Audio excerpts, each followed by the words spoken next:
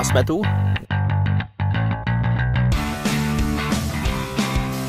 Tomu tady jinak není v těch horách, to je parádní. A tady vzadu tam už je Bosna. Tahle cesta zaskočila i mě. A vypadá, že to je pěkně hluboké.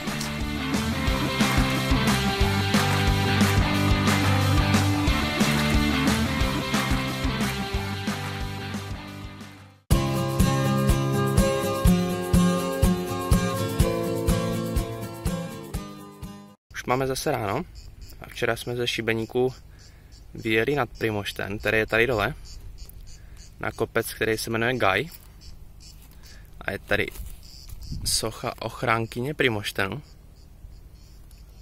Kousek pod kopcem jsme tam spali.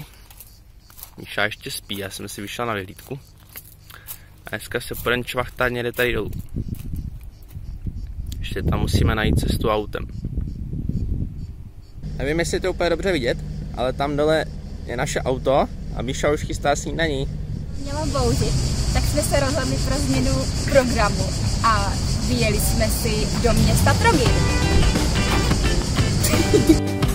I v Trogiru mají úzké uličky, jako v Šibeníku.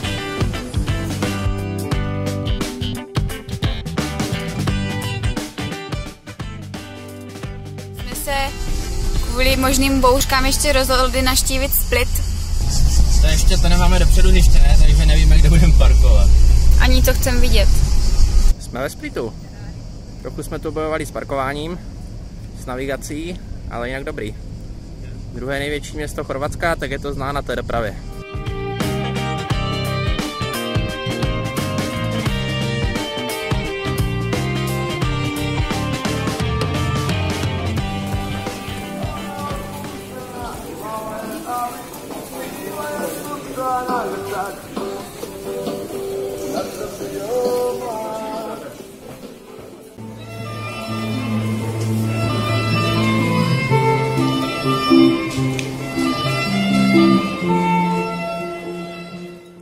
Zdolali jsme vyhlídku na kopec Telegreen přes 300 schodů.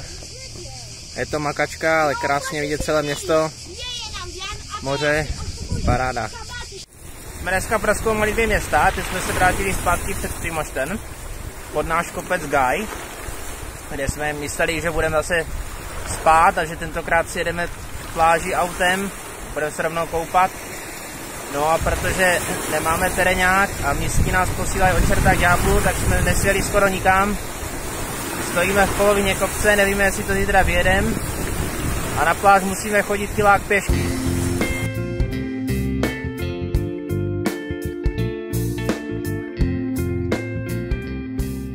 Večeři máme za sebou. Teď už jenom nad Primoštenem, který je tady dole. Čekáme na západ slunce.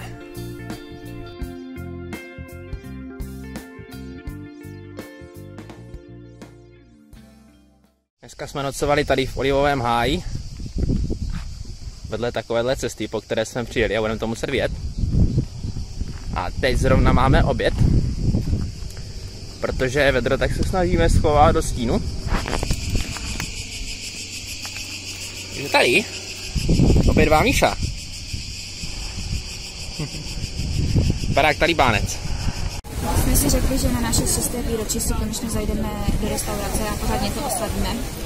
Jsme si zakoupili velký rybí tat. Tak jsme se úplně výborně nadlábli. Ryb, mořských plodů a všeho možného. Jsme úplně nadspaní. Před 5 lety na Pagu to sice bylo o trochu lepší. Tady Míša by vám chtěla něco říct, nebo se jsme pojat do videa. Ale i tak to dneska bylo super a stálo to za to. A teď ještě procházíme Primošten. A ten na chvilku.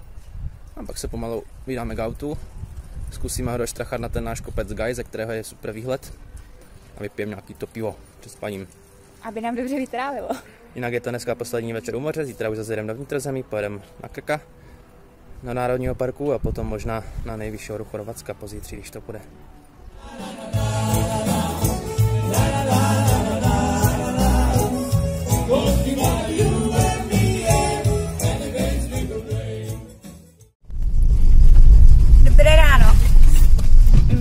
Máme 9 hodin. A nějaký provoz, člověče. Snažíme se vyjet z vyhlídky Gal, kde jsme strávili noc a jedeme do Národního parku Krka.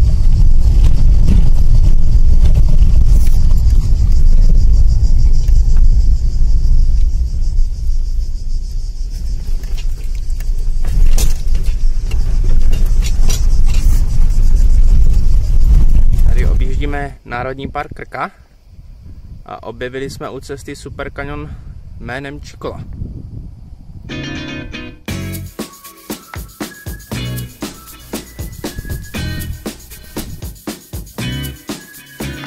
Za chvilku se jdem dolů tady před ten ostrůvek. Možná se tam podíváme. Jsme právě u jezera Vizovac v Národním parku Krka. Tamhle naproti je stejnojmenný ostrůvek. A dneska se nám moc nedaří teda, protože nejdřív jsme chtěli k vodopádu, jmenuje se nějaký Buk, a nechtělo se nám platit vstupné a uznali jsme za vhodné, že nemá smysl tam prolízat, takže jsme ho neviděli. No a teď jsme si chtěli zaplavat tady 400 metrů k ostrůvku a když jsme doplavali skoro k němu, tak nás tam borec vyhodil, že se tam nesmí plavat a museli jsme to plavat zase zpátky bez pauzy. Takže do Národního parku Krka si to pořádně hlídají. Ale voda je tu super čistá. No jak jsme těch lidí a hlídačů a všemožných příkazů a zákazů v Národním parku měli plný brejle, jak se říká, tak jsme uhli na takovou tady mini cestičku a pěkně ve stínu vaříme polívku k obědu a kafe.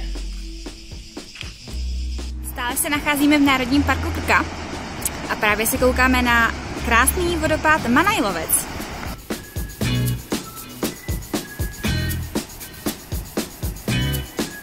A nejlepší na tom je, že jsou ty vodopády zdarma. Poprvé není něco vplacené. Tak jsme se šli kousek níž k vodopádu.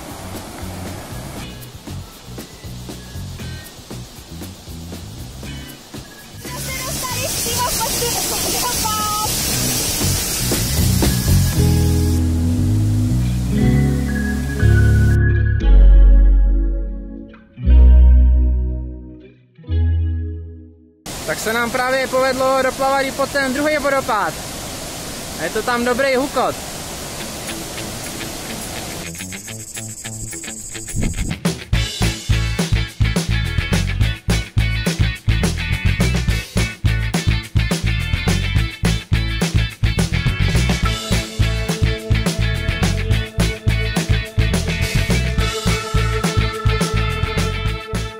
Máme za sebou asi 50 km přejezd pod nejvyšší horu Chorvatska, která se jmenuje Dinára.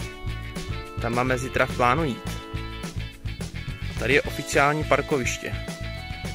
Dneska to budeme asi jediní spáči. Máme 9:30, začíná jít pěkné vedro.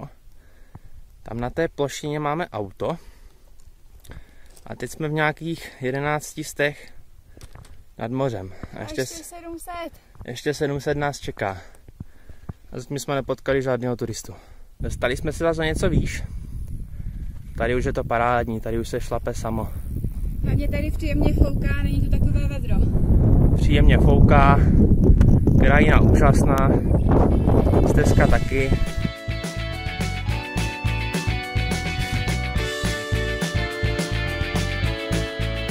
A jsme tu, zdolali jsme nejvyšší horu Chorvatska, která se jmenuje Dinára, nebo taky se jí říká Sinjal, podle slova signál, a má zhruba 1830 metrů. Tady je takový přístřešek, kam se dá schovat před větrem, ale dneska není třeba, dneska je vedro. Je to úplně parádní. Jsou tady s náma akorát 2 Chorvati, že to není jak Sněžka přeplněná. A tady vzadu a může Bosna. Jinak v Bosně už jsme byli. Je to úžasná země plná krásných opuštěných hor. A rozhodně se tam ještě někdy musíme podívat. A vy tam taky vyražte, až opadne koronáž a bude se tam most. Tak je to super. A i to Chorvatsko umí být fajn, když si ho uděláš trošku jinak a nejdeš se plácat do těch přeplněných zátok. Pro sestup volíme trochu jinou trasu, lépe značenou, lépe prošlapanou. Tamhle vzadu je Peručko jezero na řece Cetyně, kam se chceme taky podívat. A je to fajn dneska ten výlet. Fakt zatím v tomhle směru jsme viděli jednoho turistu, nahoře dohromady 3. A Baču k tomu tady není v těch horách, to je parádní.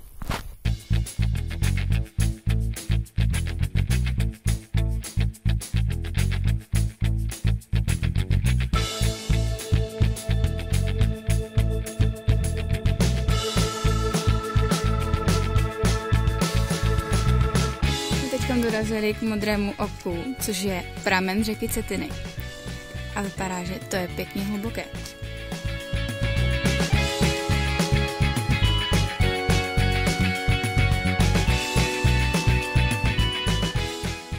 Co, jak by ani neřekl, že to je 115 metrů hluboký. Tak máme 5 hodin, teď jsme si udělali pořádnou pauzu, navařili hromadu kafe a vyrážíme na noční přejezd domů.